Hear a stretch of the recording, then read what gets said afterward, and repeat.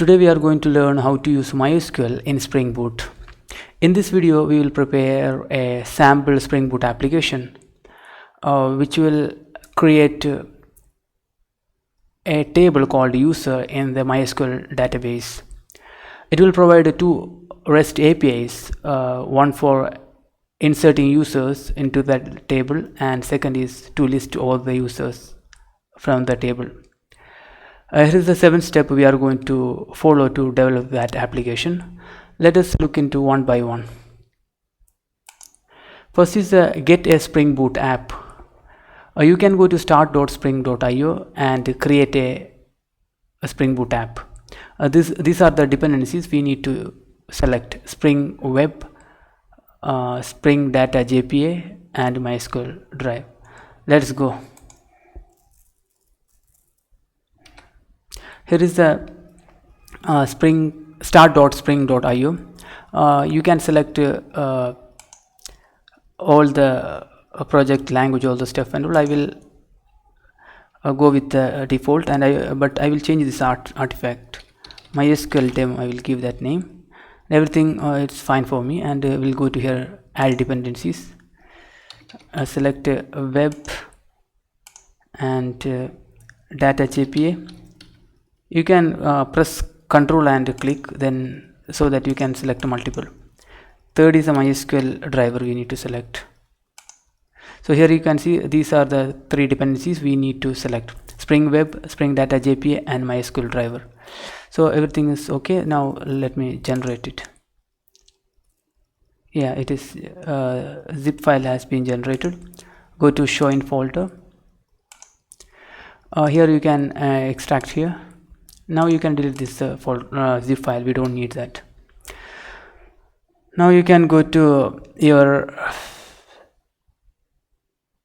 favorite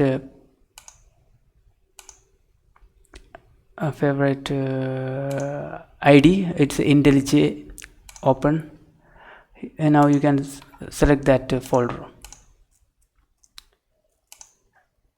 Now configure project and Gradle is building. Let us check what is the next. I will close this one.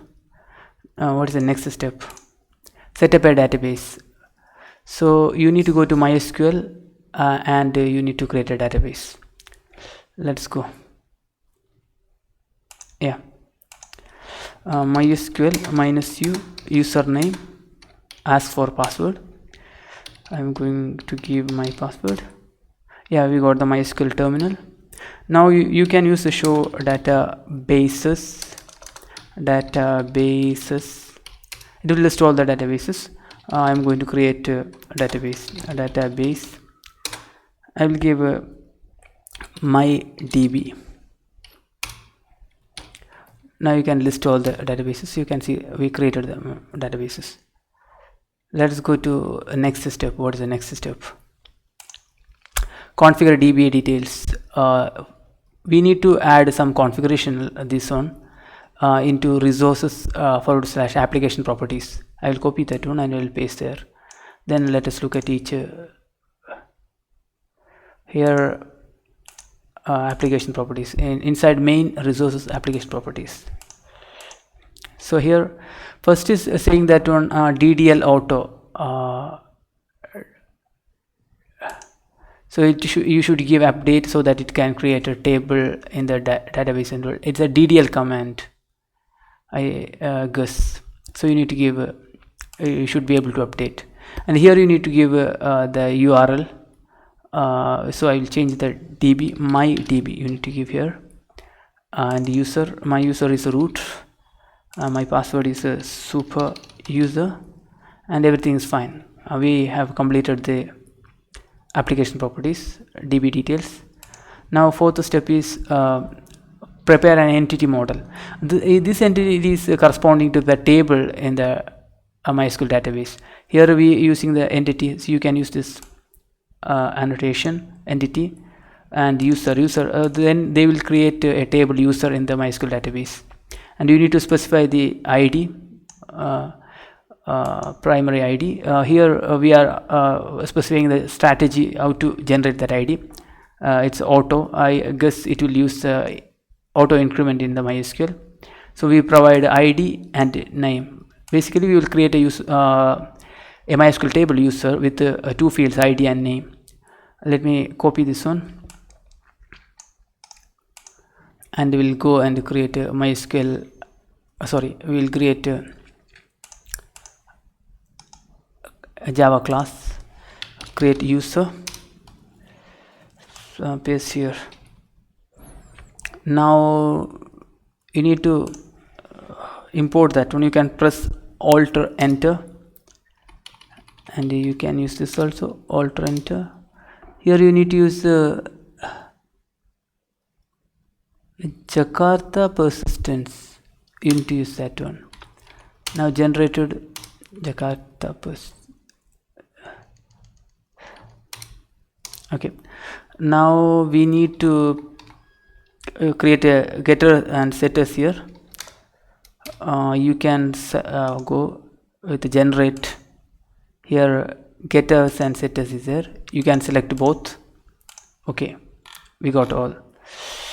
Now if you want to refactor, you can go here, reformat. Yeah, we have created that entity. It will represent the user table in the database. Let us go to next step, step 5, create a CRUD repository.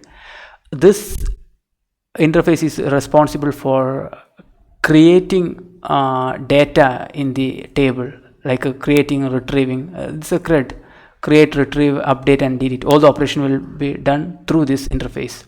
So we need to create user CRUD repository. I will copy that one and I will create. I will create in the same place all the files. User CRUD repository. Okay, I'll paste here.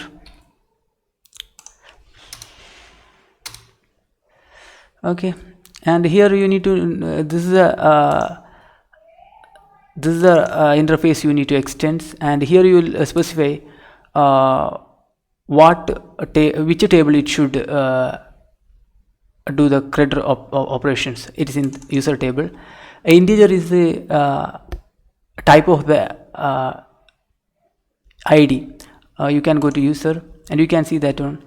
Integer is the ID of the integer is the type of the ID, so that you should use here. This all you just to define the extend that interface and create that interface. That's all. You don't do anything else here. You can save this one. This is for CRUD operation for the user table. Now let us go to next. Yes, in the sixth step we create REST APIs. We are creating two REST APIs, /add user and /all users. It is inserting a user, it's retrieving all the users. So you need to specify it is a REST controller, and here you are defining the user repository. This is responsible for all the CRUD operation for the user table, and we mentioned it as a auto-wired, so framework will automatically create the this object and it will initialized. And here you can see that when we used to post method for this inserting the user, and here we mentioned what is the parameter we will get from that post. It's a name, and inside that we creating the user object and inserting to the user table through user CRUD repository. Second API is get mapping. It's all users /all users. Basically it is just finding all the users with the help of the user CRUD repository. Let's go and create this REST controller. I will create here itself. What was the main controller?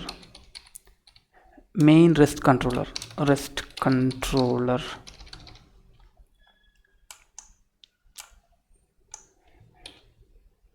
Okay, I will use Alt Enter.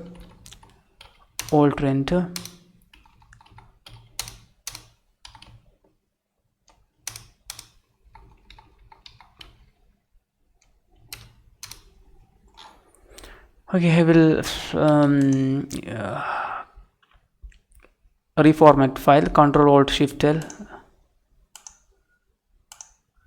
Okay, format, everything done. So we created all the three files, one for entity, second for CRUD repository, and third for REST controller. We created all. Let's check what is the next. Last step is to test the application.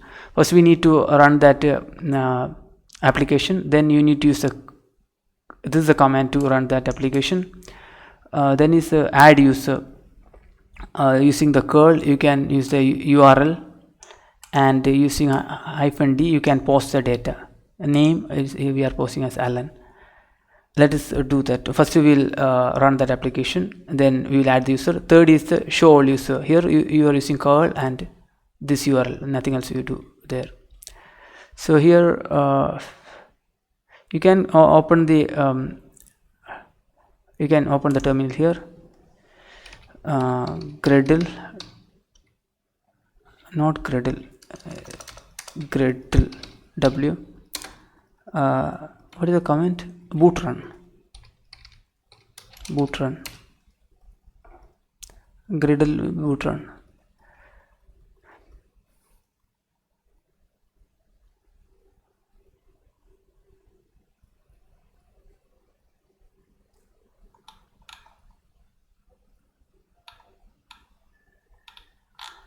Is successfully running or not?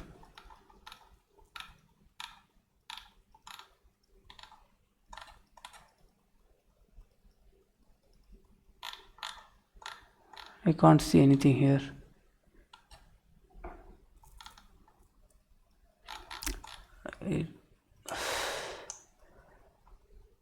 It's throwing error. What is no active profile set, falling back to default profile. Starting MySQL daemon. Okay, Tomcat started on port number 880. Okay, it's successfully running now. The application is successfully started. Now what is the next? Next is using the curl we will add that we'll add user. I will open the terminal. Curl. Now you need to use the URL. It is in the local host. Port number is 8080 /add user. You need to post user D, and the field is name equal to Alan saved. So let us go to MySQL, and here use MyDB database changed. Now you can use select star from a user, or table is user. We didn't create the table through MySQL terminal. Let us check whether it's there. Yeah, it is there. The Spring Boot application created that table. Now here you can add Alan, Alice. Now go here, Alan, Alice. Two records added to that table. Now let us use curl to retrieve the data. HTTP localhost 8080 all users. Yeah, we got all the user. We added two user, name and Alan and Alice. We got all. So we have done. We created that application, and what was the thing we were doing here? Okay, we followed all the steps, and we successfully created a table in the MySQL and inserted data into it and retrieved it. That's all. Thanks for watching.